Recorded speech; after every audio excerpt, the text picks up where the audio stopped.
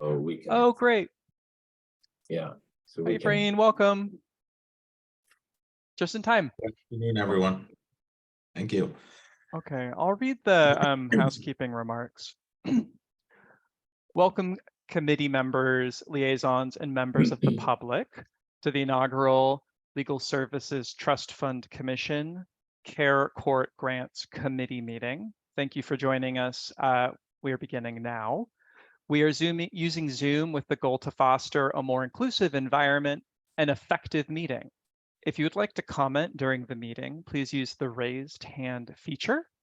To use the raised hand feature by phone, dial *9 on your phone's dial pad to raise your hand, and the same to lower it.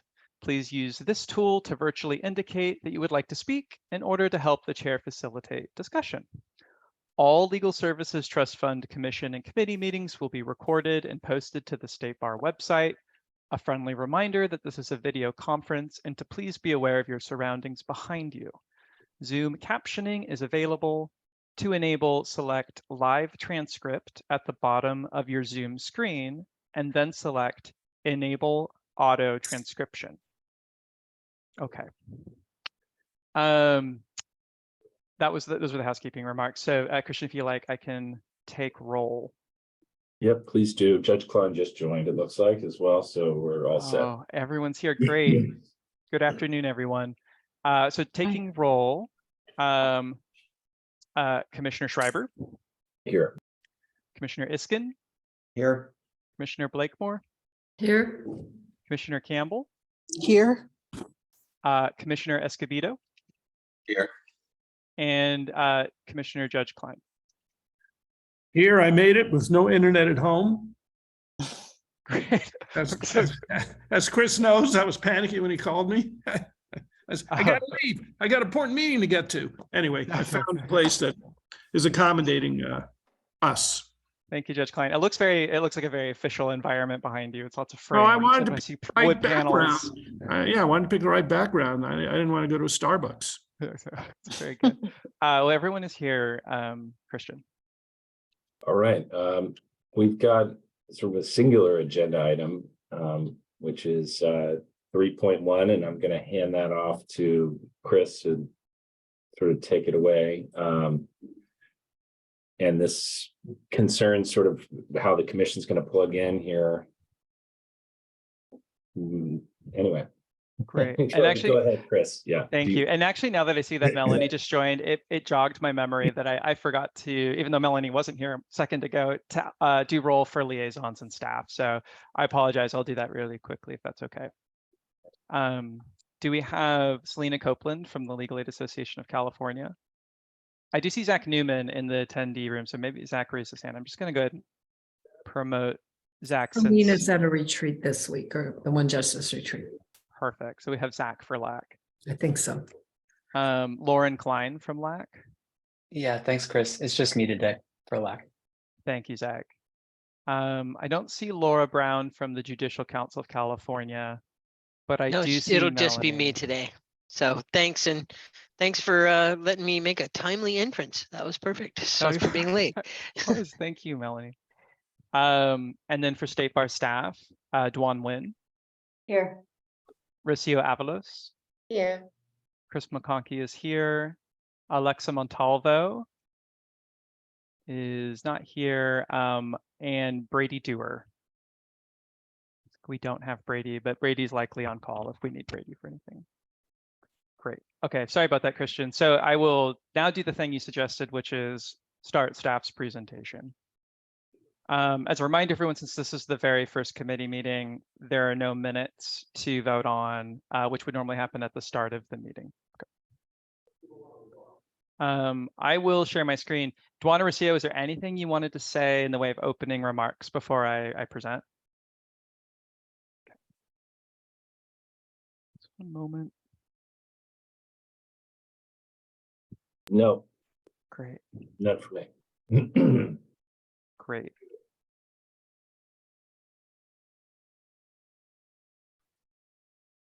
Okay, so we have 2 hours today, but there's no staff recommended resolution for this meeting. we may not need the full 2 hours, but we wanted to have the time to make sure that the committee could have a robust discussion if it wanted to ask staff questions that come to mind during this presentation. State Bar staff is envisioning that this committee will need to meet in late May or more likely June to approve a request for proposals, which would include reporting requirements, eligibility requirements, and other parameters, including application questions for the 2023 Care Court grants that will be starting this fall. This meeting is just to lay a groundwork for that May or more likely June meeting to give the committee an opportunity to sort of like wrap its head around the CARE Act, sort of discuss the potential funding allocation to counties, qualified legal services projects, sports centers, and PD offices, kind of like have an opportunity to ask and answer questions. So welcome to the Care Court Grants Committee. I think that the committee already has memorized this, but for any members of the public and for the record, the Legal Services Trust Fund Commission created this committee at its last meeting on March 24th by passing the following resolution. I'll just read it out loud because this is pretty much what the committee is going to be doing over its next couple of meetings this summer. The resolution reads, resolved that the Legal Services Trust Fund Commission creates a Care Court Grants Committee, and it is further resolved that the commission delegates authority to the committee to approve a timeline and application for making 2023 Care Court grants, and if consistent with the Budget Act of 2023, a request for proposals, scoring rubric, and reporting requirements. Let's pause for a second and say the Budget Act of 2023 is expected in June. Further resolved that a commissioner staff team will review the 2023 Care Court grant applications in consultation with the committee, and that the committee will make award recommendations to the commission. That would most likely be at the commission's August meeting. And that commissioner staff team has not been created, but usually it's composed of a mix of Office of Access and Inclusion staff members and 1 to usually not more than 3 committee members who volunteer. Okay, some of this will be refresher, but just kind of to give you a chance to remember if you had questions. The community, and I'm going to encourage everyone to interrupt me whenever they have questions. And if Dwan or Rocio, if I miss that someone's like raised their hand on Zoom, feel free to interrupt me. And I should say, Christian, I didn't see any. We didn't actually do the public comment. Did you want to ask if any members of the public had a public comment right now? Do you want to hold the public comment period till later on the agenda? Yeah, let's wait. Okay. So for any members of the public, I read this in the housekeeping remarks, you can also use the Zoom raise hand feature, and we'll know that you're a member of the public, and then the chair will recognize you at the appropriate time. So the Community Assistance Recovery and Empowerment, or CARE Act, became law last September 14th. It creates a new court program that starts on October 1st of this year for 7 counties. That's actually in the act. They're Glenn, Orange, Riverside, San Francisco, San Diego, Stanislaus, and Tuolumne. All other counties must start by December 1st of 2024.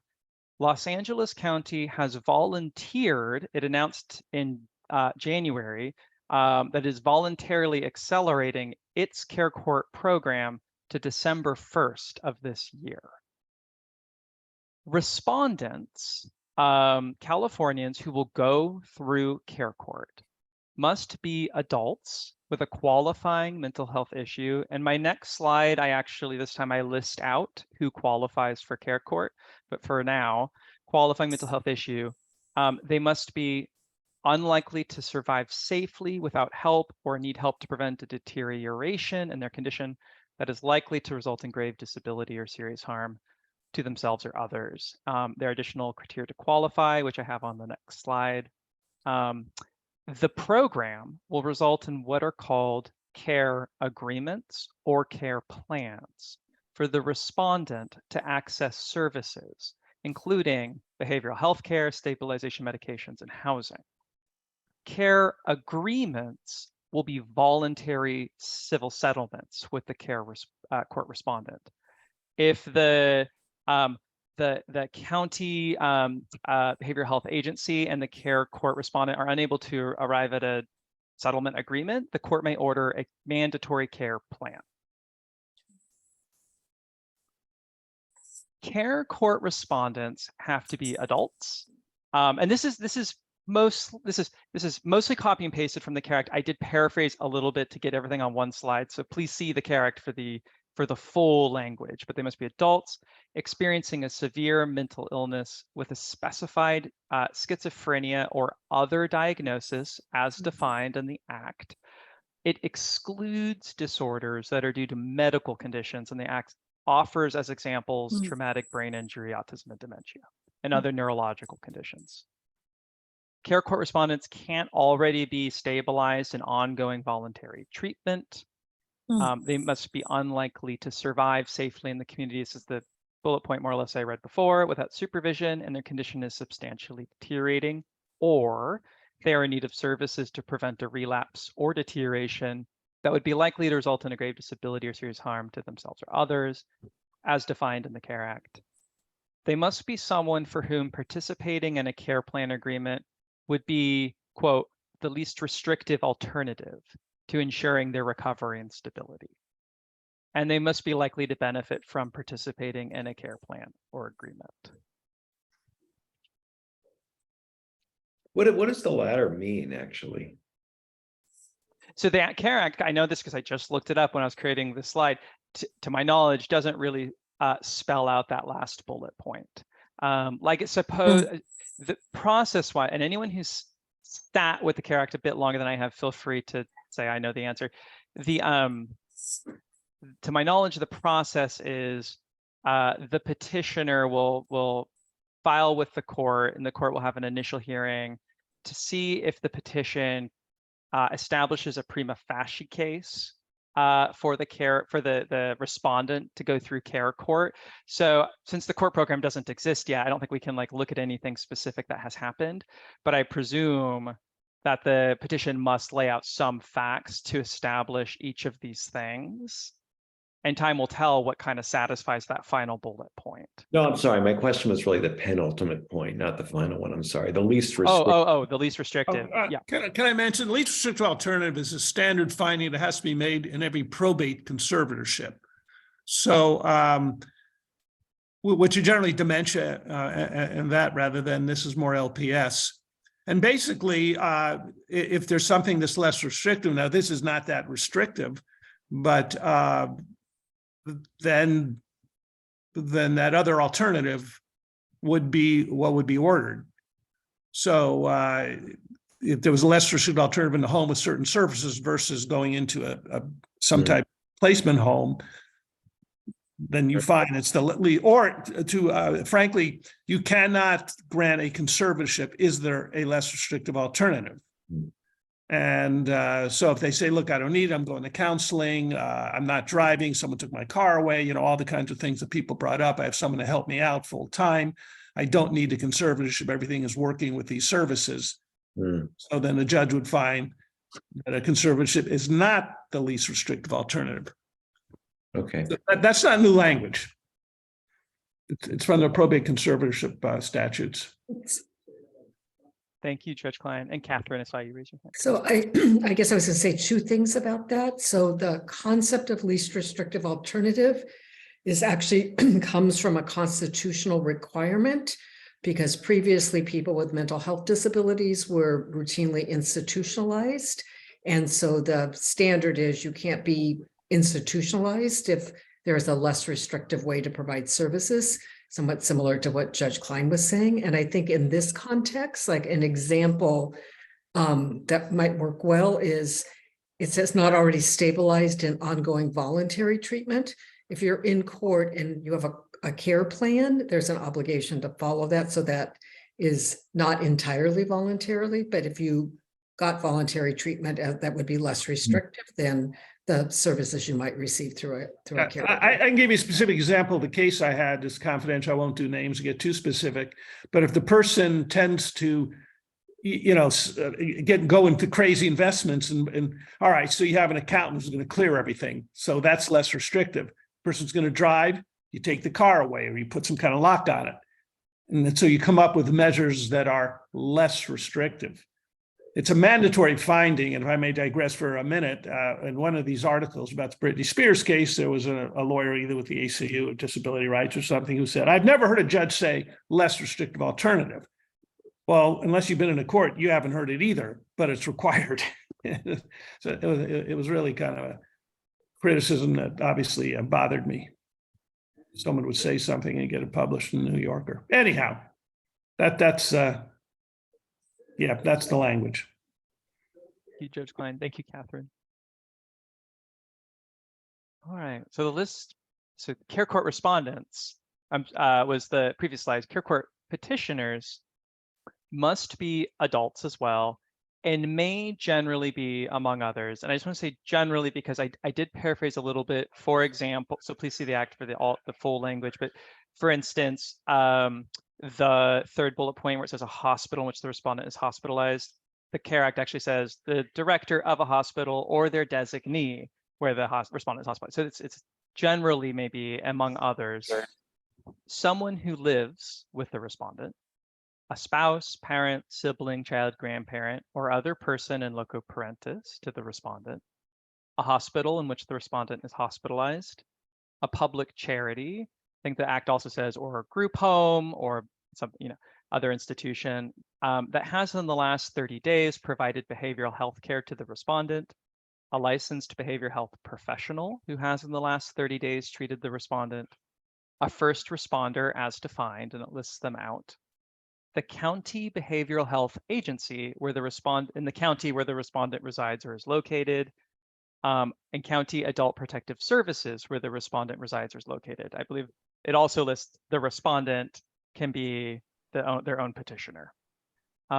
So the final sentence there is just saying, eventually, courts shall relieve, at the initial hearing, courts shall relieve any petitioners who were not the county behavioral health agency. So if it's a county behavioral health agency, they'll continue as the petitioner. Otherwise, they'll be relieved, and the court will appoint the director of the county behavioral health agency or their designee as substitute petitioner. So should the matter proceed, the substitute petitioner will always be the county behavioral health agency. I think the CARE Act does provide a way for the original petitioner to stay informed in the proceedings, but they wouldn't continue in the like care plan or agreement conversation with the respondent going forward. Okay. So I'm not gonna I have not myself fully wrapped my head around all the procedural steps of the care court process. Those are all in the act, and it may not be necessary for the conversations that this committee wants to have, but let me know if that would be helpful to you in the future. I'm just going to kind of pivot now to sort of what the commission's role is in making grants for the care court program. So the CARE Act requires the commission to fund qualified legal service. The CARE Act just says like the Legal Service Trust Fund Commission, State Bar, shall make these awards. So QLSPs, Qualified Legal Services Projects, to provide representation in CARE Act proceedings, CARE agreements, and CARE plans. And it sort of references another provision of the CARE Act where it says the court will appoint a QLSP to serve as counsel to the respondent. Will provide grants for that role.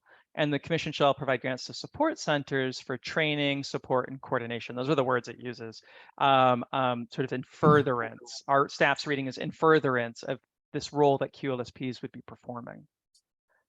Separately, not in the same provisions where the Act says that the commission shall make these awards, but rather in the provisions describing the initial hearing, the Act says courts must appoint a public defender to represent the respondent if no QLSP is available to do so. So it's not necessarily the case that the Act says the commission will make grants to the public defender, but just that the public defender will essentially be doing this work if QLSP has not opted in. That being said, and Rocio and Dwan, if I don't say this quite correctly, feel free to correct me. The Department of Finance has let the State Bar know and the Justice Council know that the Budget Act of 2023 is likely to deliver a sum of money for the commission to administer to QLSPs and support centers and public defenders who will be taking the cases where no QLSP is available to do so. So it is currently the Department of Finance's thinking that the commission will have the PD offices in mind when it's allocating funding to each county to make sure that each county has funding for this representation. Okay. An estimated, and this is a very good faith rough estimate that different agencies are all using because this program doesn't exist yet. An estimated 7,000 to 12,000 Californians statewide might qualify for care court.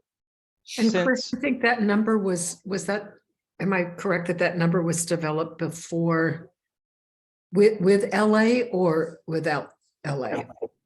It's a statewide estimate, so it would include LA. The state bar's math has been to date that since cohort 1, which is the 7 counties and excludes LA, since cohort 1 is about a quarter of the state's population, if you just add up the general population of the 7 counties, that excluding LA, it would be about 1,750 to 3,000 people in the 7 counties that are in cohort 1. I think once you add in LA, that number is like doubled. Like essentially the 7 counties, unless my math is totally off, the 7 counties plus LA is closer to half the state's population. Without LA, it was about a quarter. So, I mean, I'm not talking to anybody in finance. I just, from my understanding of what like San Diego County has suggested would be eligible individuals is going to be higher than the numbers that, if you, San Diego's included, right, is going to be higher than the numbers that are there. So I'm not sure who's negotiating with the state about what money, but I think there's some question if those numbers are correct. Yeah, and I think that the state bar has heard from the County of San Francisco that it also is expecting its numbers to be higher than what these numbers suggest. Right. Tuan? Yeah, I was just gonna say, yeah, that like feedback has been shared with both the legislature and the tour, so they're well aware of like all the other estimates that are coming up higher, and I believe they're taking that into consideration with the next kind of the May revise. Terrific, thank you. It's a good segue for talk about LA. So in January of 2020, this last January, the governor proposed $6.1 million for qualified legal services projects, public defenders offices, and support center services to cohort 1, just the 7 counties excluding LA. Some of that would need to cover State Bar of California, Judicial Council of California costs to administer those awards, collect data from the grantees, report data to the Department of Finance and legislatures needed, whatever that work will entail. Yeah, Eric. Is that 6.1 million just the estimated amount of legal expense that would be involved in these proceedings? Or, I mean, I assume it doesn't include all the treatment that's going to happen, right? Correct. Yeah, that's right. Sadly, there's actually not a right to treatment. You get a care plan, but there isn't actually a corresponding obligation of the county to deliver the treatment. So how's that going to happen? I mean, so that's the reason legal aid programs seem important to me, to help people get the services that are in their care plan. wow. Yeah, so the 6.1 would cover the representation of care court respondents that the CARE Act envisions when the court appoints a QLSP or public defender, and the support centers to provide technical assistance for that work. Okay. The Budget Act of 2023, which the legislature needs to pass by mid-June, and there will be a moment in mid-May. May 14th is when the governor's office will release a revised budget proposal, and then the legislature will pass a budget bill by mid-June. That's the statute that will authorize the final amount of money for the commission to distribute, and any statutory distribution parameters. This is getting a little bit ahead. We'll talk about more of this in a couple slides, but essentially the State Bar is encouraging the Department of Finance to try and build in a lot of flexibility for the commission to sort of figure out how to distribute the funding between support centers, qualified legal services projects, and by county. And I think we're still feeling out at the Department of Finance, like what it thinks the right amount of flexibility is, what would be appropriate. But essentially the Budget Act is where the legislature would put up guardrails. Just for context, the Budget Act of 2022, so last summer, allocated $250,000 for planning grants to qualified legal services projects and support centers. And it was to, quote, provide training, support, and coordination of the CARE Act.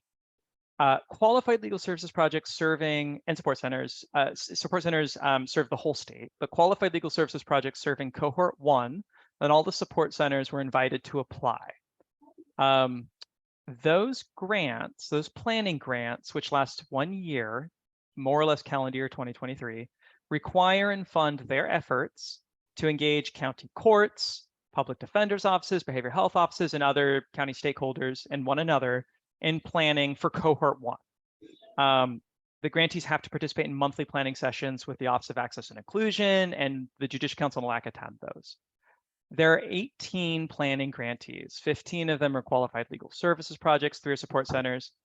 Each of them received an equal share of the $250,000. The State Bar and Judicial Council didn't take any of the money for admin, so they each got $13,888. Because those applications were due last December and the planning grant started on January 1st, and that was before LA announced that it was voluntarily accelerating its implementation of CARE Court, the LA-focused qualified legal services projects were not originally invited to apply for those funds. Nonetheless, there's one qualified legal services project that does focus mostly on LA that is a planning grantee that was invited with the Department of Healthcare Services support because of its simultaneous support center type work, which was MHOS, mental health advocacy services. So there is actually one kind of LA focused program that did get a planning grant, and the Office of Access Inclusion has convened them once to start teaching them about the CARE Act and getting them thinking about applying for a grant this year. Okay, so that's just the planning grants, just for context. The proposal that I'm about to outline from this Office of Access and Inclusion is very, very informed by the many conversations that it has had with the planning grantees, the Judicial Council, and LAC. That's not, though, to suggest that there was, Dwan, if it's fair to characterize it this way, like total consensus around every point. It was just a lot of input over many months that helped craft the proposal I'm about to describe. Okay. So the State Bar is making the following proposal at this time in its conversations, it's sort of exploratory conversations with the Department of Finance to get its feedback to LAC, with the Judicial Council, and to this committee, that through a competitive request for proposal, so these won't be formula grants, that's not the proposal at this time, but through a competitive RFP, the commission would make grants to qualified legal services projects and support centers. While the award amounts would be discretionary, as is normal for a competitive process, as opposed to a formula like we did the math, this is your exact number, that rather the grantees could submit a budget request, the committee could say, that sounds good, or we're going to authorize this for less.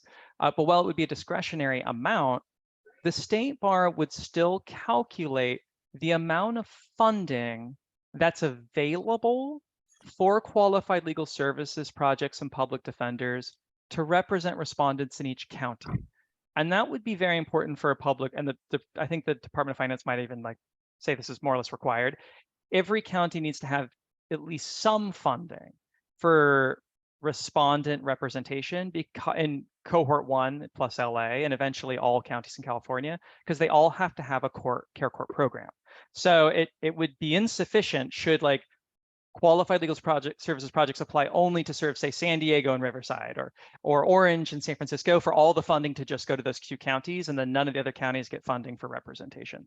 So there would still need to be a formula piece. And the way it would work is the State Bar would run a formula to sort of allocate the money for respondent representation to each county, And then qualified legal services projects could apply for up to that amount to serve that county, and they could submit a budget of their choosing.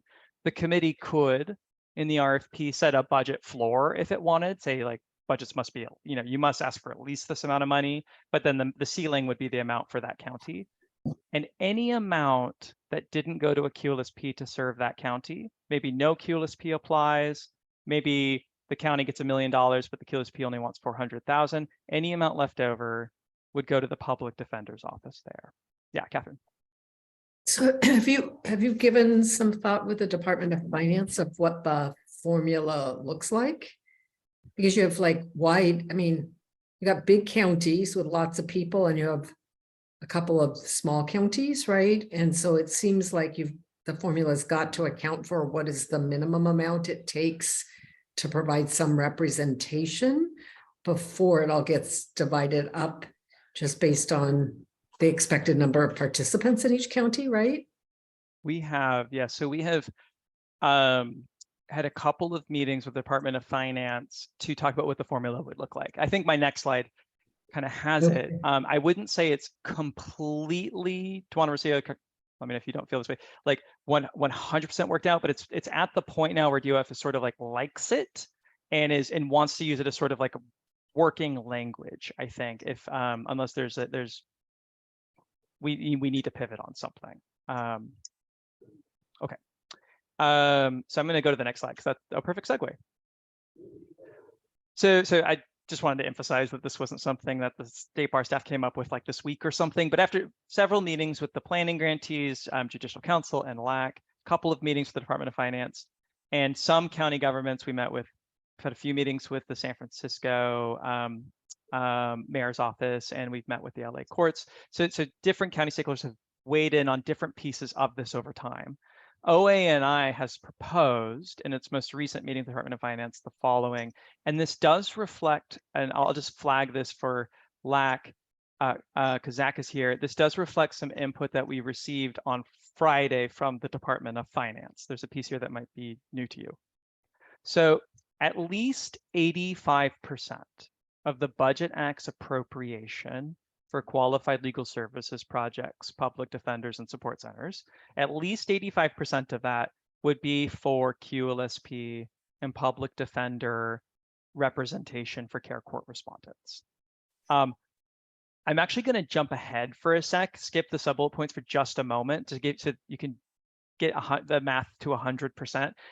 Up to 5% of the appropriation would be for support center services to provide technical assistance, and 10% for the Judicial Council and State Bar of California to administer funds to QLSP's public defenders and support centers. And I want to flag that originally we were exploring maybe 5%, but we have learned that the Department of Finance is very likely to want to see that the Judicial Council and State Bar also administer funds in some capacity to public defenders' offices, at least including collect some data from them. And the original 5% figure we had proposed wouldn't be enough to do that. Yeah, Dwan. I was going to say, just so this is like hot off the presses, but that 10% is actually going to be revised down to 8% because Judicial Council has alerted us that they will not be taking an admin share for the administration of this. So we usually split, in these budget acts, it's both the State Bar shares it with the Judicial Council, and then in our contract with Judicial Council, there's a split between that amount. For this particular grant, the Judicial Council has graciously said that we can take the full sum, and so we're not projecting to need up to 10%, so we're going to drop that to 8%. That's a good example of how quickly things have moved with care court. I think that the 2% then would probably, if I had to guess, go to the qualified legal services projects and support centers, because we had been floating 5% for support centers previously. So, okay, I just made a note for myself. Great. So this is what I said earlier, to ensure every county has some funding for representation, because every county will have to launch a care court program. The formula would allocate the 85 to 87% now for qualified legal services projects and public defenders. It wouldn't be allocating out the support center piece, because support centers ostensibly will serve all the counties that are participating, or they want to submit a proposal to serve less than all of them. that they could do that might be less competitive, but it's usually the sports centers are expected to sort of serve the whole cohort. So just the 85 to 87% piece for QLSPs and PDs would allocate that out. So this is the third sub-bullet point under the 85%. Counties' allocations would be based on their share of the general population for all participating counties. It would have a funding floor and potentially an adjustment for the cost of providing counsel. And I'll sort of describe those three pieces. So the Office of Access Inclusion originally ran allocation figures for what it would look like if each county's initial allocation before any adjustments like funding floors or cost of providing counsel adjustments, what it would look like if it was to just look at each county's share of the cohort's general population. We kind of almost did it as sort of like a comparison point, because we also ran its share of the cohort's poverty population, which is what IOLTA, or 125% of federal poverty, which is what IOLTA and EAF formulas use. We looked at its share of the cohort's involuntary holds data and conservatorships data. And we even at the very end got information about each county's point in time HUD homeless counts. After running all those different iterations, which I will flag, and this is very subjective, none of them really swing county allocations super dramatically from what poverty or general population would kind of have them at. We received the feedback from the Department of Finance just last week that it's leaning very heavily towards just having all the funding for at least this first iteration, not just these grants, but the funding for other aspects of Care Court reflect each county's share of the cohort's general population, and that it's their strong preference that these grants do something similar, to match that. Dwan, did I characterize that fairly? Yeah, they wanted right? to be consistent with like what they were using for the other allocation versus like the other ones that we had considered, which we thought were like really actually good, a little bit closer to it, but we took their direction and then reran it based on what Chris just described. So the second part of that sentence or the clause, so what do you think a funding floor means? An adjustment for the cost of providing counsel? So the pretty much every stakeholder we had a touch point with liked the idea that there would be a minimum amount of funding for each county, because if you look at, actually, if you don't mind, I'll advance the slide because the next slide has numbers that show what happens if you don't have I just Googled floor. them. So like Glenn County has 28,000 total people. Yeah, exactly. Right, compared to LA with its millions, right?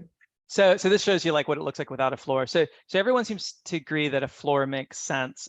There was we received, the state received some input from the planning grantees about like what floor might be too high. We originally had proposed $125,000 would be each county's minimum funding, but there was a sense that like if at the end of the day, San Francisco County, for instance, and this was going to be true whether we use general population, poverty population, or even involuntary holds plus conservatorships data, San Francisco was always kind of going to be in the like $250,000 to $500,000 range. If they're going to get $400,000, for example, it seemed imbalanced for Glenn County with 25,000 residents total to get $125,000. So the floor was originally at 125. We ended up proposing lowering it to $50,000, which might better reflect the needs of a county like Glenn, and that so far has been acceptable to the different stakeholders we've proposed that to. So the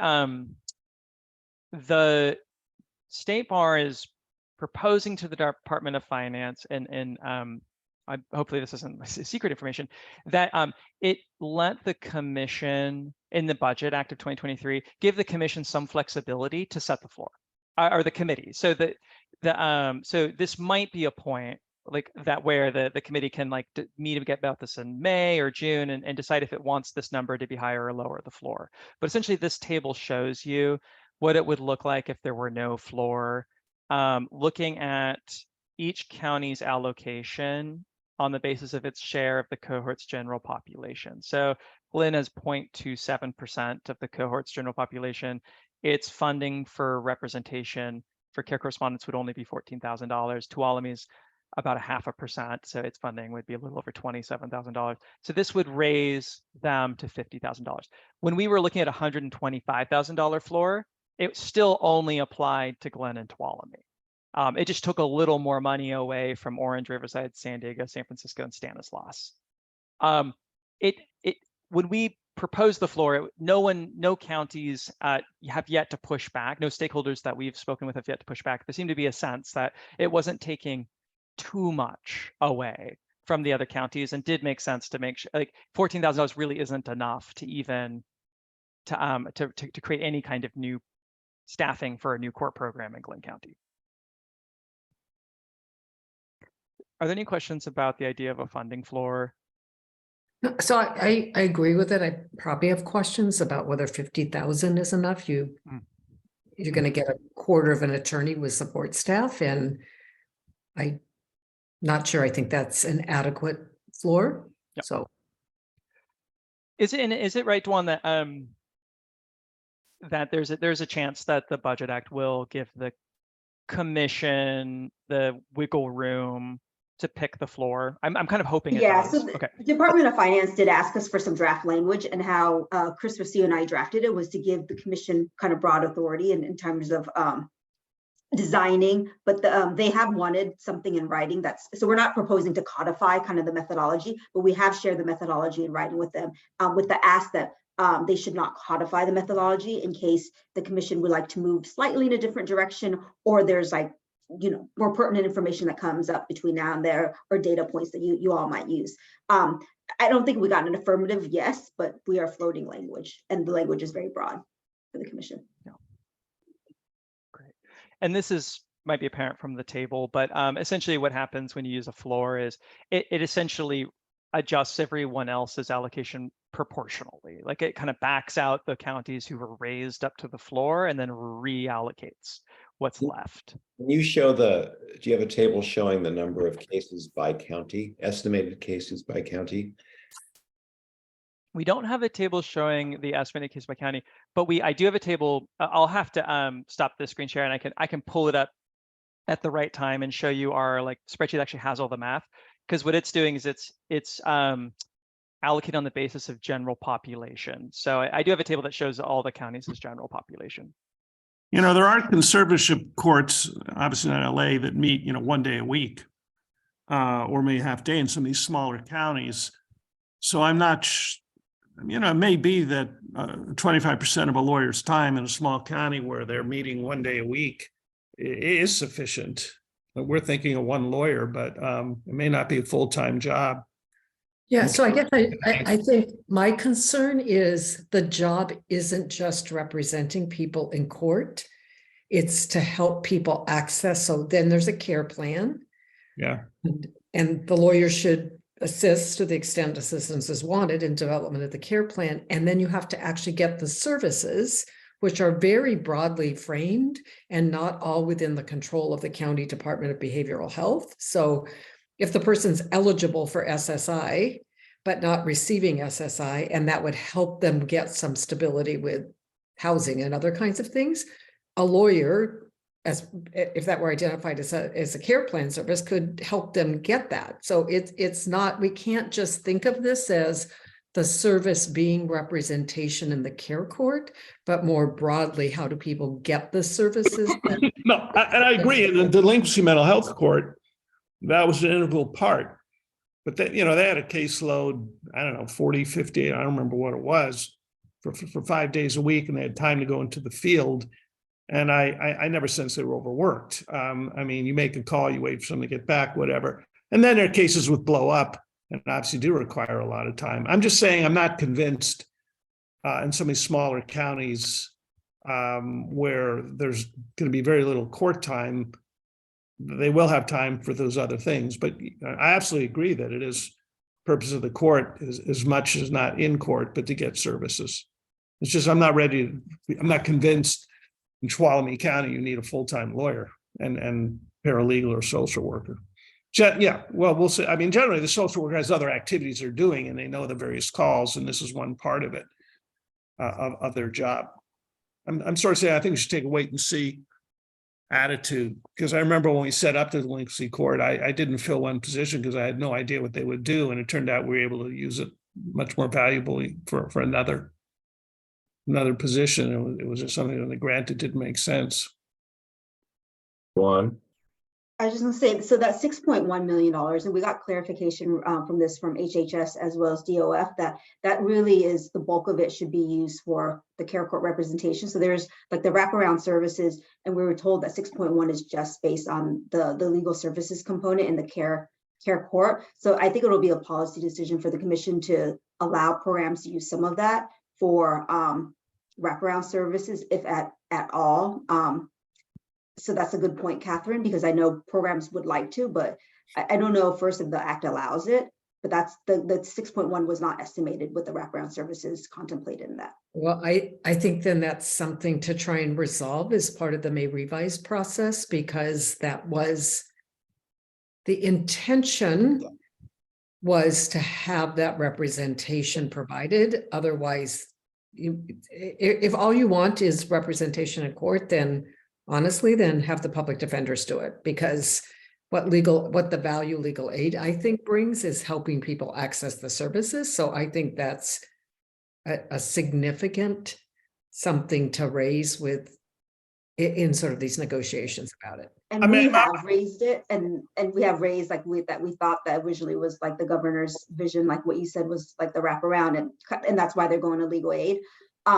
And I think other stakeholders have too. I don't know what's going to stick though, but we will let you know. Yeah, and I obviously agree with it, which is why I made the comment that, public counsel served as our lawyer when people were getting services. But let's take wraparound as an example, and I don't know how the act covers that. I decided to do my own wraparound referrals because of certain things in a big county like Los Angeles. I had to form, and someone would make the call, whatever. But that was administered if I recall, by the probation department. So does that come within this grant? If the probation department, they have, someone who does wraparound services, you make a call, you make the referral, they come in, they say yes, they know, whatever. And then, you monitor it, but it's not, even for the social worker in the court, a lot of work because wraparound takes over. Now, is this a funding mechanism for additional wraparound services? I think we're using the word wraparound for different. Well, it's a technical term. Yes and no. So it's a technical term, like with kids' mental health and getting wraparound services that has a specific name, but like it can be broader than what you might be thinking of, is, at least as I understand the definition that was not using wraparound services, was broader than what you described. Ephraim. Thanks, Christian. I had a couple of questions just that emerged from this conversation. One is, I saw the allocations of the 85% to QLSPs, and then the rest to PDs. I'm just curious, so much of what we're referring to in these recommendations reference back to the planning grants. Is there a summary of what we've learned in terms of, where the funding's best used and how we arrived at the 85%? Because it strikes me that, as we move forward on this, whatever we learned from these planning grants should drive a lot of it, because it's going to be what's the sense as we're talking about the floors, what it takes. These planning grants may have good information for us to understand. As I envision it, I'm sure there's QLSPs that are going to cross counties, and so the funding that they get, for as much as we might want an attorney dedicated to just Glenn County, that's just not going to be how it plays out, right? It's one attorney that's doing 3 counties. And so I'm just curious, what have we learned from the planning grants, and will those be available as we have these conversations to know kind of what in those planning grants, what have we learned from that? Juan, or Chris, you feel free to jump in. I guess I'd say, just very briefly, I think part of the planning grants were intended for the organizations to explore whether and how they might plug in. But it might be the case that they concluded after using that money for planning that they are not going to plug in at all. So I think it's a good question that you're asking.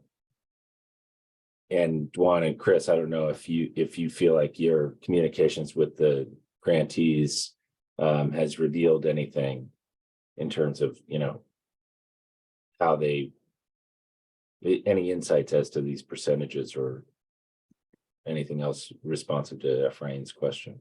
It's a great question. And I think your thinking is totally aligned with State Bar staffs in that we use the State Bar staff use the planning grants as a mechanism for getting shouldn't use buzzwords, getting feedback. I was gonna say 360 feedback, whatever that means, getting input from them on this idea. So we ran the idea of the 85%. At one point in time, we also ran the idea of 90% for qualified legal services projects and PDs by them, and 5% for support centers. Is that enough? And we also ran the ideas, and they had, as a condition for receiving planning funds, they have to meet with us at least once per month, I think is what we wrote in the agreement. And we've run the ideas of funding floors, and then the next slide is going to talk about the adjustment for the cost of counsel. And so we've been getting their feedback as we go along, as opposed to like their formal post-grant, like written, report feedback or something, which there will be a report at the end of the planning grant, but it hasn't ended yet. By the way, I stand corrected. I think it was DMH that did wraparound.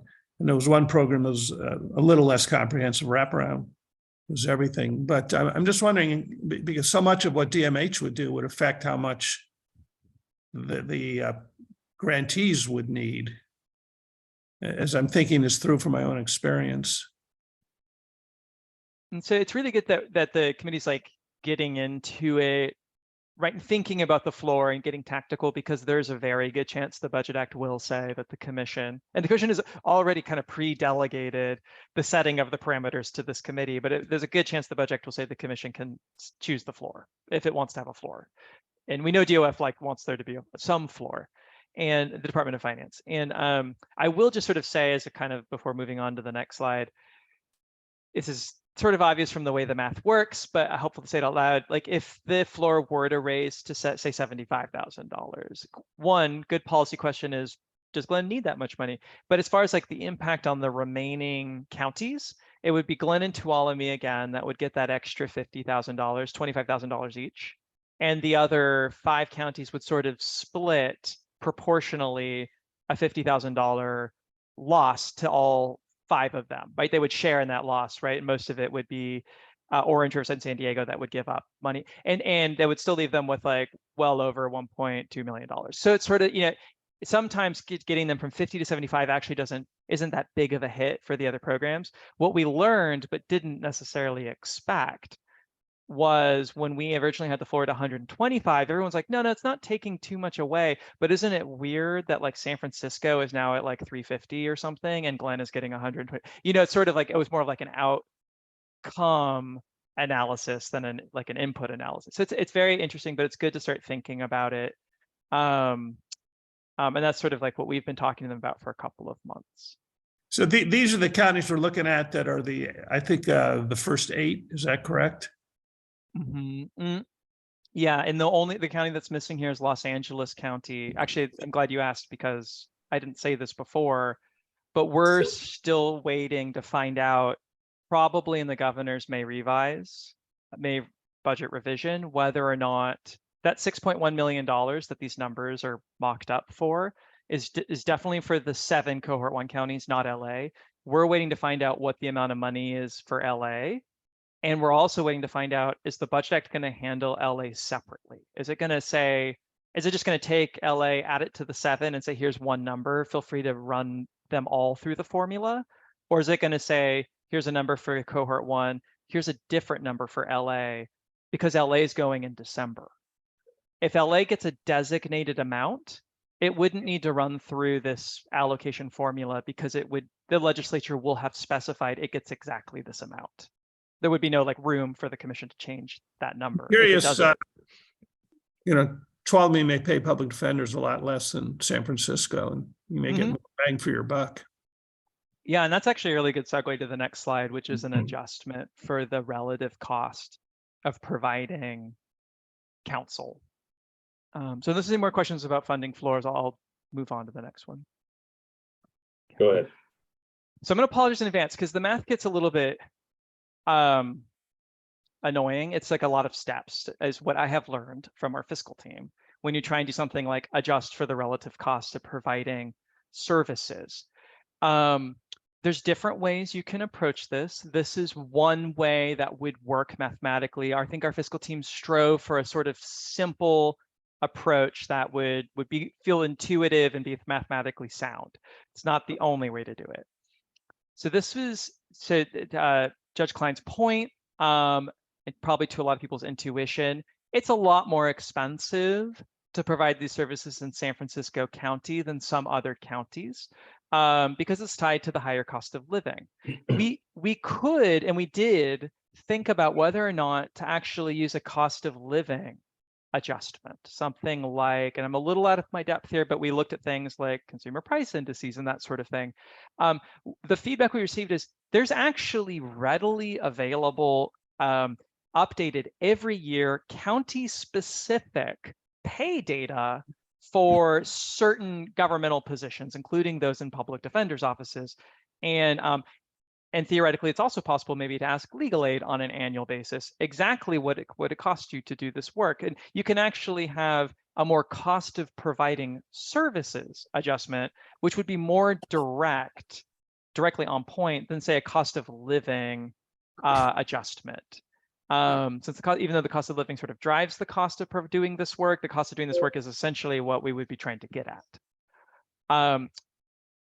So I'm going to just go through the steps one at a time, and I'll just say again, it's not necessarily the case that like this is the exact way we have to do it. It's just that this way would work.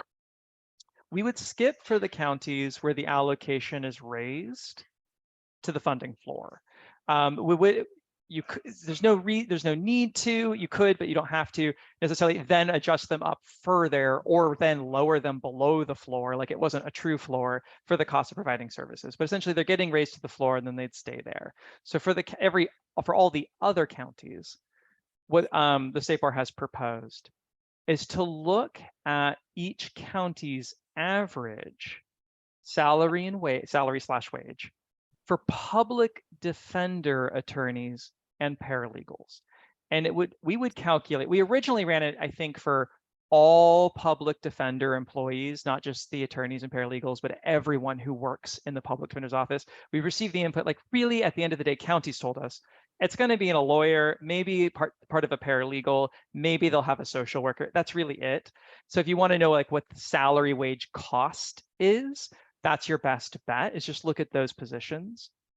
We have very ready access to public pay data because the San Francisco, the state controller's office publishes on an annual basis government employee pay data by position for almost every county. There's some exceptions, like Glenn contracts its PD services to a private law firm, so that's not part of that database. San Francisco has its own database, but essentially for public defender, government employees, not legal aid, we have county-specific position pay data every year. That updates every year.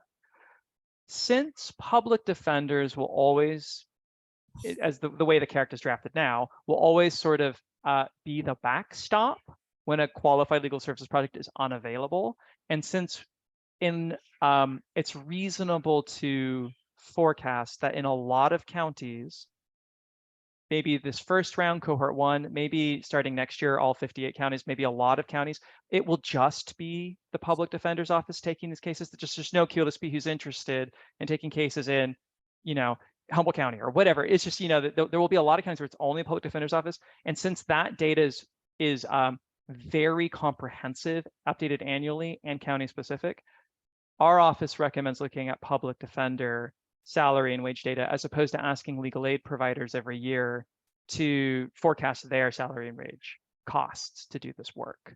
It would be tying it to the stakeholder who's likely to be doing more of the work statewide or cohort wide.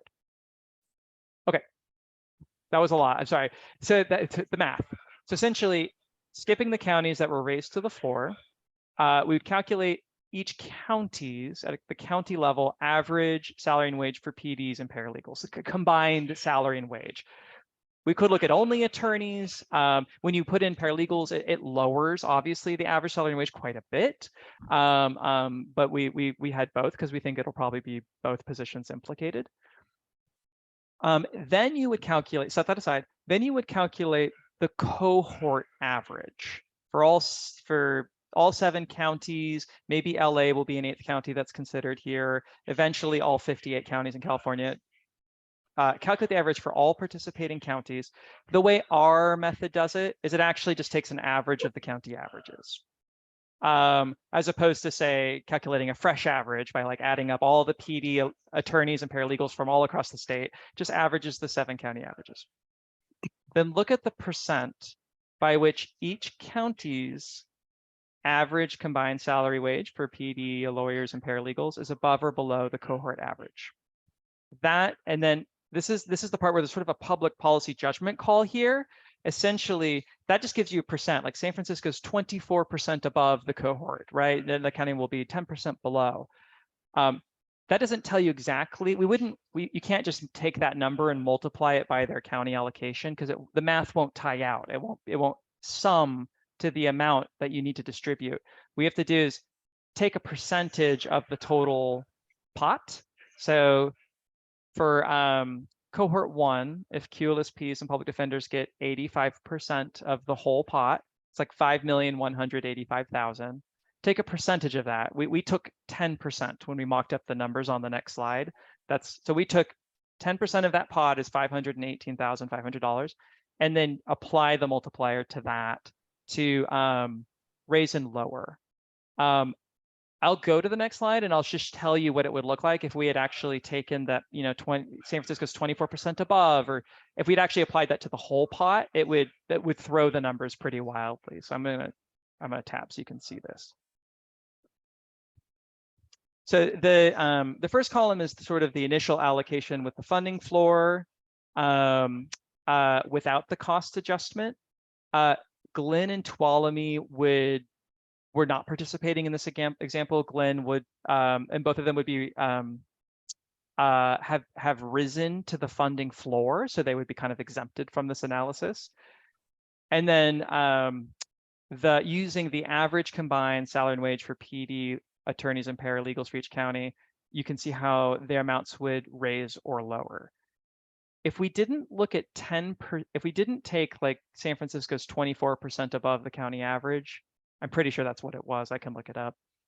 And if we didn't take that and multiply it by just 10% of the pot, if instead we multiplied it by the entire pot, San Francisco's would swing up into like above $1 million, and it would take a lot of money away from, say, Orange, Riverside, and San Diego, notwithstanding the fact that those 3 counties are like over 2/3 of the population for the cohort, right? So it starts, if you go too high, it starts to swing the numbers really wildly.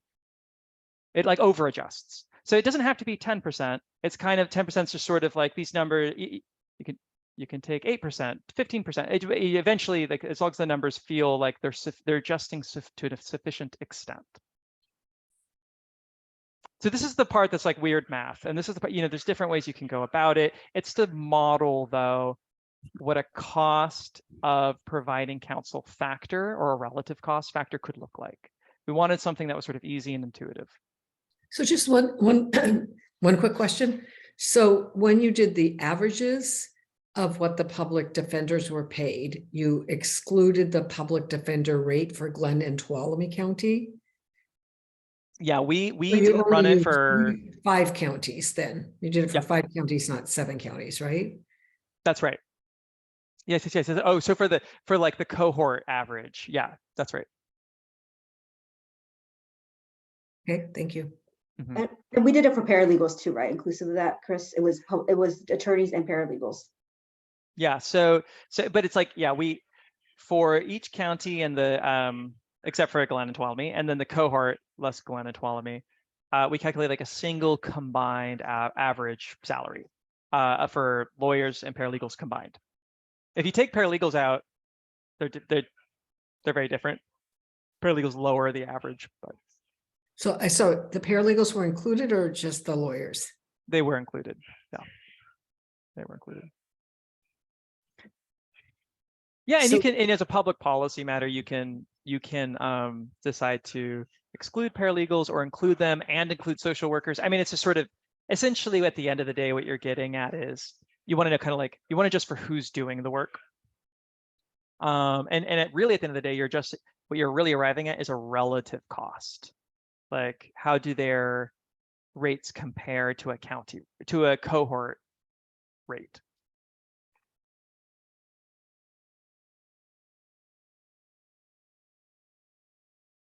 Okay, so this is just, of course, if like, this is like not necessarily asking for like everyone's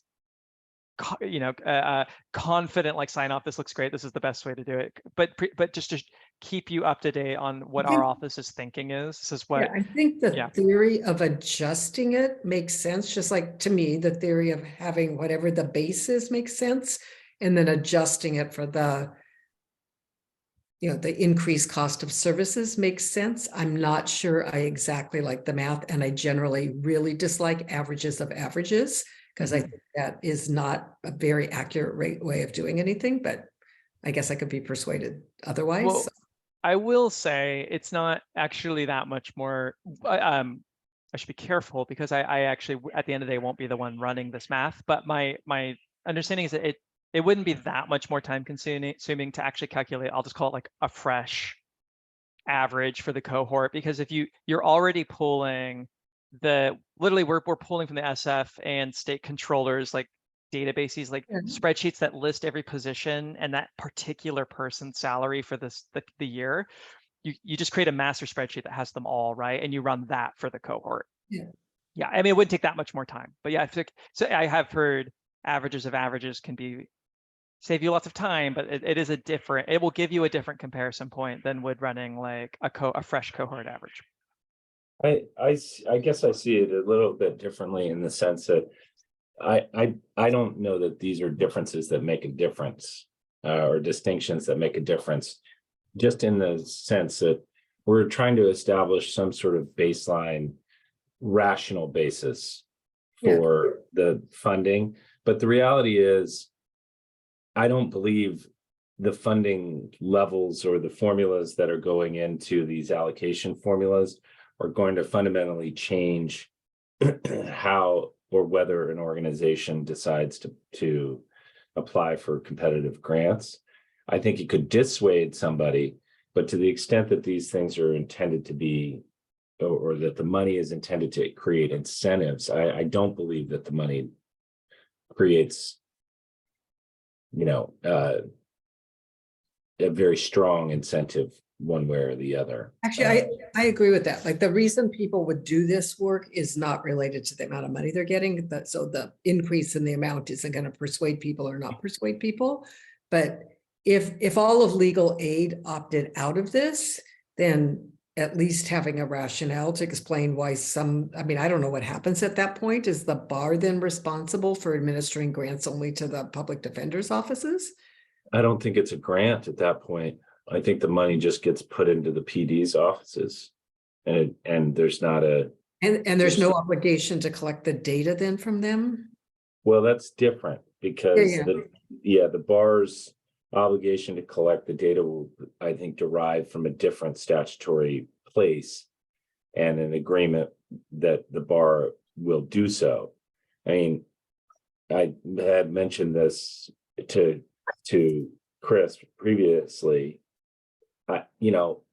Being in the business of collecting data from the public defenders gives me some heartburn, but at the same time, I'm not really sure anybody else is in a better position to do so than us, than the bar, because they're already engaged in data collection through the legal services organizations. So, it's sort of, we're going to march forward and be good, I guess the question, I might think of the question this way. So if there are no legal services organizations that are, and it's just going to be an allocation to the county that is going to happen, the counties collect data all the time that they can provide to the state. So I guess I'm just asking, what would the role of the trust fund commission be if there were no legal services programs? It feels odd to me to then be collecting data for public defenders when the group of people we're set up to provide funding to aren't getting any, have opted out of any of the funding. So it's just something to think about. Well, you're reading my mind, Catherine. You know, I don't really think the commission is properly inserted in that way.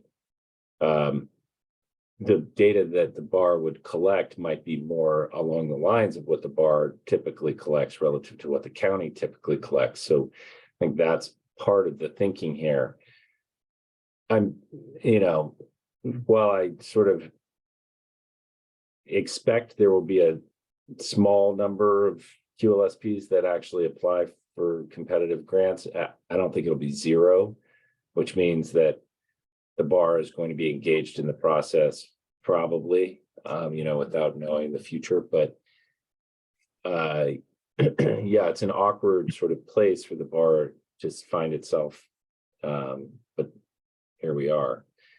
I do think that, the flip side of the coin is that if there were no money, for example, take it to an extreme, for QLSPs to get paid to do this work, you'd obviously be creating a very strong disincentive that would result in all the money going to the PDs. Yeah. They are trying to sort of thread that needle. So, Joanna, I don't know if you had something you wanted to add or not, but Yeah, so we originally, our admin, we came in at 5% because that's consistent with what the legislature has provided for other grants of this sort, 5%. We then only raised it to 8%. So the additional 3% is to collect data from the public defender's office. There was a desire for the commission and the state bar to not just collect data, but also monitor compliance. And we said to the legislature that that's very expensive. The only way we can actually do it on 5% is because we have a structure that's in place that we have built and it's evolved over 40 years, that we're benefiting off of the structure of IOLTA and EF and that admin, and then now we're layering. And so we're going to monitoring visit, right? We're already going to go and monitor. We're going to build out another hour or two and monitor for a care grant. To build an entire structure for the public defender's office would not be just doubling 5% to 10%. That would be really, really expensive. And we just didn't have a number to provide, but we said, we think about the reporting and whether that was tenable. And I did, reach out to Chris and Eric, and we talked with our staff, and we thought we could do it with 3%. So the data seemed a little bit less, like more doable than the compliance piece. Compliance seemed very large to us. 3% is 180,000. Yeah, I think I'm just worried with the data piece of, I don't know what the data systems are for the ultimately 58 counties, right? And it is not necessarily my impression that PDs collect robust data. And so it might be worth understanding that before agreeing to do it, if you have that. I mean, if there's an opening to do that. Yeah, so our vision, I guess what you would say, is that they would plug into kind of our data world. So we would collect it based on our kind of main economic benefits, maybe tweak some of those codes, and they would fit into kind of our structure. And then the PD would then have to be required to say, our grants is managed under Smart Simple, have a Smart Simple account, collect it the way we collect it for other grantees, and be in compliance on the reporting side like that. And if they're not, then we would report them to the legislature and the department. So just and it will say that they're obligated to report the data in the way you want it reported, because that's what we're hoping. That's what we're proposing. Without that, that's what we're proposing. Yeah, your reticence, Catherine, is shared. I mean, none of this really makes me feel great, because it's so much sort of it's so fluid and hasn't really been sort of processed completely. And as a result, I actually think that's going to end up being part of the reasons why some QLSPs at least are discouraged, or at least keep their powder dry from applying because they don't know how it's going to play out. I don't really think the commission, it has not historically been in the business of working with public defenders' offices in this way.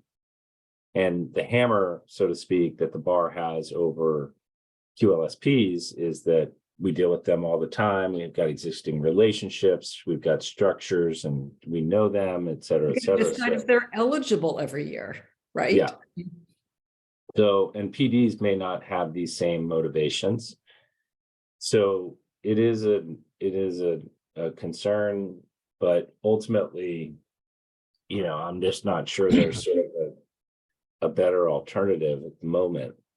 I mean, not to throw Melanie under the, but I mean, is it something that the Judicial Council is better situated to collecting data from? They collect data from counties. So. Yeah, but that's usually court. Yeah. Right. It's a state bar, so I don't know. I mean, having worked for the county where there are a lot of grants, they're wonderful for, taking shares for overhead. And, I was always amazed at how little went to the staff at certain times versus light bulbs and, et cetera, or data collection for this kind of program. So it is a concern. And I think Especially we the wouldn't be counties. collecting data for everything. I mean, I think this would be very just the legal outcome piece, because there's a whole data piece that's actually spelled out in the CARE Act that I think the Judicial Council is going to be responsible for. The piece that's the legal outcome to me wasn't as fleshed out. What we're hoping is that they will let the commission decide, just as in other kind of budget acts, like with HP, they've said reporting requirements, but I can't remember the language exactly, but pretty much consistent with our existing reporting requirements. That's what we're hoping is the route that they'll take with this grants. But I mean, we can't guarantee. That's just that would be our proposal. So I think it's then, I don't know, I just since I feel some loyalty to the commission here, right? Like we all do, of some clarity in that language about what is a PD's obligation and what is and like what you said, you report them in your report, I guess, to the legislature. I just think you need all of that spelled out as best it can be spelled out in whatever the May revised statute is. And I'm happy to sort of raise this with people that I know that would look out for this, like on the Senate side who appointed me. So or appointed me and Judge Klein, I think it might be worthy of a discussion if you think appropriate to say as this language is going through, here's what might happen. And it's really important to have X language included and see if there's a way to get some of that sort of language that protects the commission from looking like it's not doing what it's supposed to do. That would be really helpful. Our only, we have a tight timeline. We need to get DOF something today. Chris and Eric have seen something because we didn't have time to run it through the whole entire committee. So we can take a closer look at that and make sure that that's beefed up. Catherine, if you have a little bit of time, we can send it directly to you as well. Sure, that's fine. Yeah. I really I'm trying to be helpful, not like a hindrance. It's just, I think we're all sort of worried about as deals get made that the commission in a position that it's not left looking like it didn't do what it was required to do because you can't get the data, right? Well, yes, I share that concern. And Dwan and I talked about this. I think in some ways, the way that this has played out historically is that you would have subcontracts to do specific things, and it would not necessarily be, written into statute that the commission is inserted in quite this way. It would be quite a different thing if, let's say, some agency within the care court was asking the state bar and paying them, some amount of money to do monitoring and compliance as a contractual matter as opposed to a statutory matter. But yeah, understood your perspective there. Thank you if you can raise this. Yep, I'm trying to set up a meeting about something else. And do it at the same time. So just let me know what you want to, I mean, really, I'm not the person that knows enough to intelligently draft what's gonna. Well, we have already drafted something, like I Yeah, said. so just share, if you share. And we'll just share it with you because we have a tight timeline to give them. Yep, I something got it. today. Got it. Thank you, Catherine. I will say, because Catherine, you mentioned it earlier, excuse me, like we don't know how many folks are going to apply this first round. I will just sort of say, because this court program does not exist yet, there are a lot of the planning grantees are undecided still as to whether or not they would like to apply for this first round of grants until like the program exists and they can see what, how many people are actually going through it and how long the cases actually take and what it looks like. And then LA doesn't even have a number yet for how much is available. So I will say we have heard from some of our peer agencies that something that they're hoping for is that even if not a ton of QLSPs apply, and we do actually, staff also expect some QLSPs to apply this year, but even if it's not a lot, that we still kind of build out a really thoughtful system for when this expands to all 58 counties, and maybe QLSP and sports center interest is even higher because now they know what it looks like and there's more counties in play. So that's what we're doing. Okay, sounds good. So this is my last slide. And you've actually seen this one before. I think I showed this at the commission meeting, but I wanted to keep it just to plant this sort of seed in your minds as to when the committee might meet next and what the next steps might look like.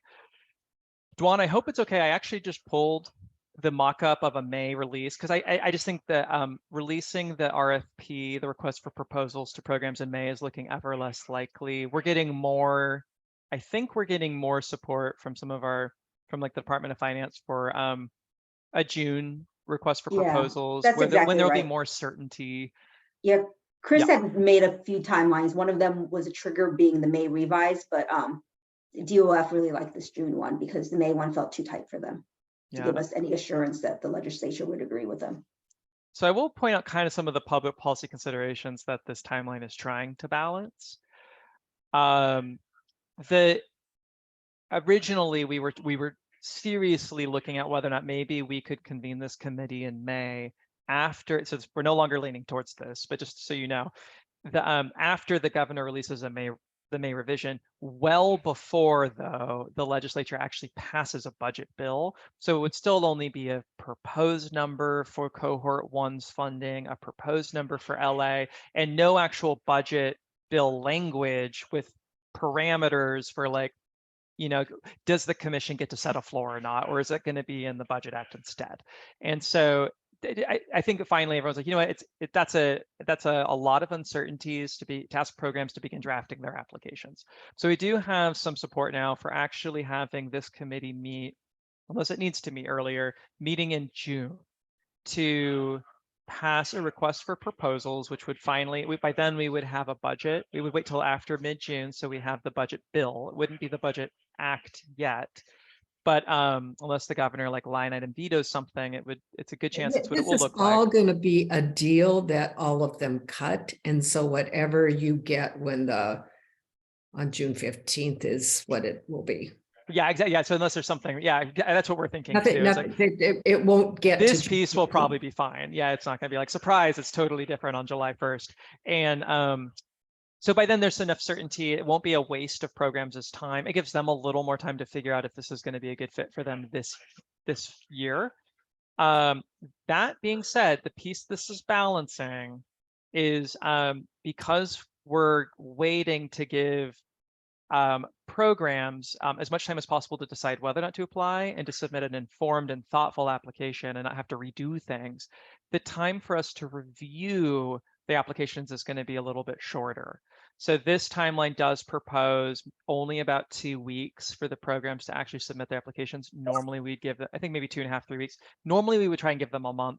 What we would do for them instead is heavy communication towards them to say, this is when it's going to release, this is when it's going to be due, and heavily streamline the application to whatever extent we could. We still have to, to collect sufficient information from them to be able to make competitive award recommendations, but to not ask for anything that's not really necessary and make it as simple for the programs as possible to apply for. But it does squeeze the review period a bit because the commission would still need to finalize awards at its meeting in early August. Hmm. And even if the commission was meeting later, this grant has to be up and running by October 1st. So just two thoughts. I mean, I had let Dwan know when I volunteered to be on this committee, I am gone until June 25th in Ireland. So I can't participate on the 23rd, just so you know. If somebody sends me something, I can look at it and give you whatever comments I have. But it also feels like if you get them on the 17th, there's like a month before we're reviewing them. So would it not be better to, I'm actually worried that if you give people just 2 weeks, if you talk about a disincentive for me as a program, that is a huge disincentive to apply. And so would it not be better to give programs an additional week and reduce the time for to review the applications? It's not like there's going to be, it's not like there's going to be 50 applications. No, and I think it will be a pretty quick review period. But yeah, this proposes, I think there's a little wiggle room here. I mean, not like weeks and weeks, but maybe a couple of days. So this proposes the application would release on June 30th and be due on July 17th. So it's like just shy of 3 weeks. How about July 24th to give them 3 weeks? Well, the committee, well, this proposes only 2 weeks to review, July 18th through the 31st. Oh, I see. Sorry. The committee would need, the commission meets on August 10th. And unless the commission wants to meet for a special meeting later in August, which we're not envisioning at this time, if this is going to go to the commission on August 10, and we need to post materials a few days in advance, this committee would need to meet by the end of July or very early August to vote on its recommendations. So this is envisioning about 2 weeks to review. Well, And we could totally take time from review and give it to the programs. That is a. I guess that's me thinking. Like I don't know. I feel like.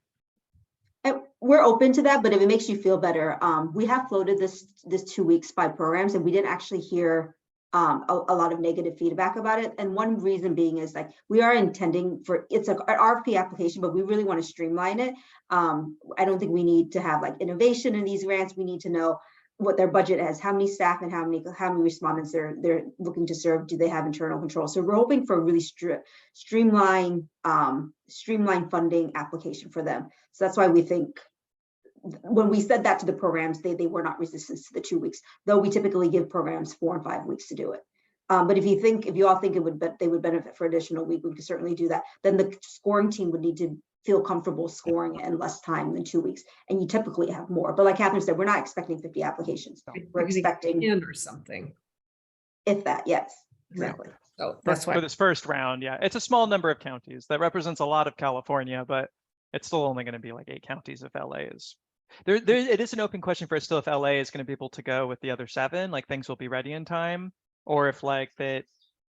It's going to need to be staggered, and LA has its own allocation that goes later. Like we haven't really heard how the budget is going to handle LA it. is, I'm sure, working hard to get its own application. So that's what. But it will start later, so that could make sense. Right, and I also have to leave because as I told Chris, it's good timing, Catherine, because this was my last slide. So this. All right, thanks for the great update and all the good information.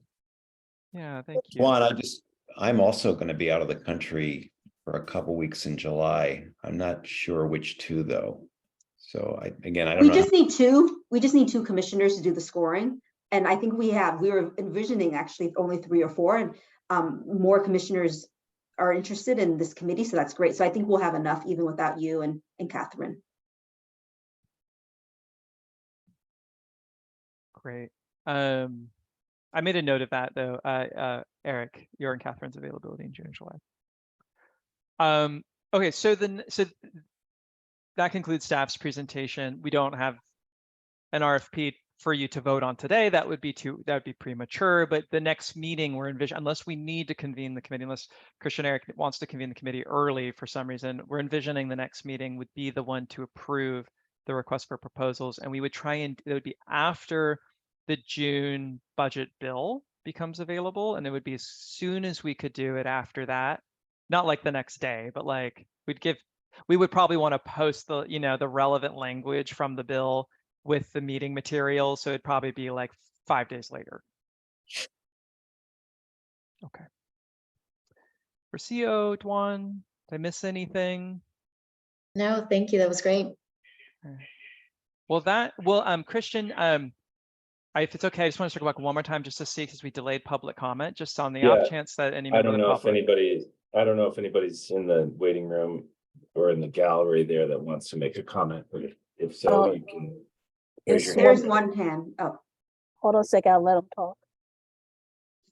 Claire Solot. Of course, you all know I'm here, right? Yes, thank you for joining us, Claire. Yeah, I think you are one member of the public for this one. Oh, well, there you go. So thank you all. This has been really informative. And as I shared with Dwan last week, the LSFN is going to do a program on care court. And I think the timing of this may be perfect because we're thinking about doing it in September. And so one thing for you all to think about, in addition to hopefully being part of the presentation, is to start to think about where the funding gaps may be, because that's always part of the question that comes up at the LSFN programming, especially when we have something that is a government partnership grant situation. Folks are always looking for information about where their dollars can be most useful. So I will circle back to all of you if that's okay as this process unfolds, and am very excited and eager to hear about how it will look in the coming months. So thank you so much for allowing me to participate, and looking forward to continuing to be partners. Thanks, Claire.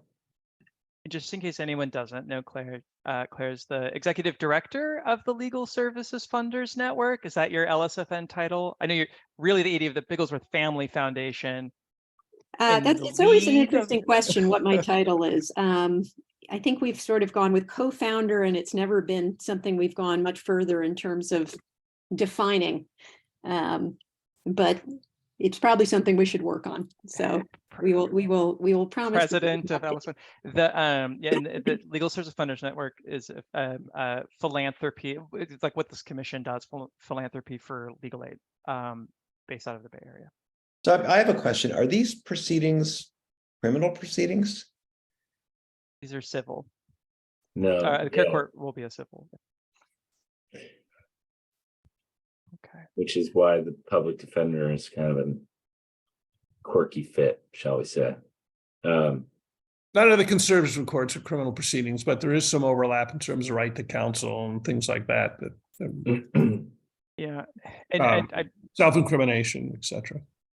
And please forgive me if I get this wrong. My understanding at this time is that because the court program exists in the Welfare and Institutions Code, it's what some call the Welfare and Institutions Code court program, and that is traditionally civil.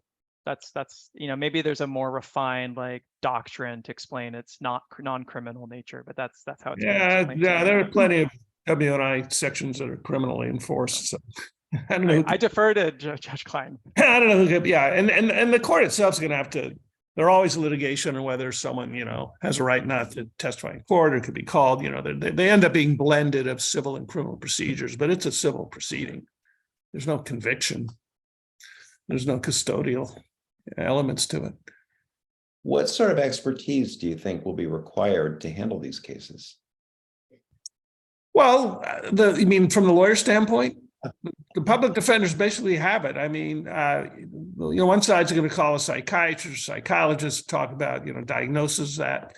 The other side, and then the public defenders are very experienced in cross-examining them. They have their own experts they will call to say that, the person doesn't have this diagnosis or doesn't need this. They may call family members, either side, to talk about what kind of behaviors illustrate the need or lack of the need for it. And like I say, this is not that different from a traditional conservatorship court. And there's a lot of people who do it full time, certainly in LA. I was wondering how likely QLSPs are to have that expertise. Unlikely. But like I said, and Ms. Blakewell, there's a whole nother element. The court is the tip of the iceberg. It's getting them services. And that's why I think the social workers and the paralegals are critical. They're the ones who are really working on it. When I had these courts, I'd bring them in and how's the person doing? We talk about it. And it really was not a huge time commitment. The case itself isn't either, because you're not picking a jury, the things that make cases longer. But a lot of it's just outside of court, lining everything up. It's a great question, Eric. I'm not. Yeah, I'm but not sure you essentially get- cross-examining doctors and putting doctors on the stand is the kind of the heart of it.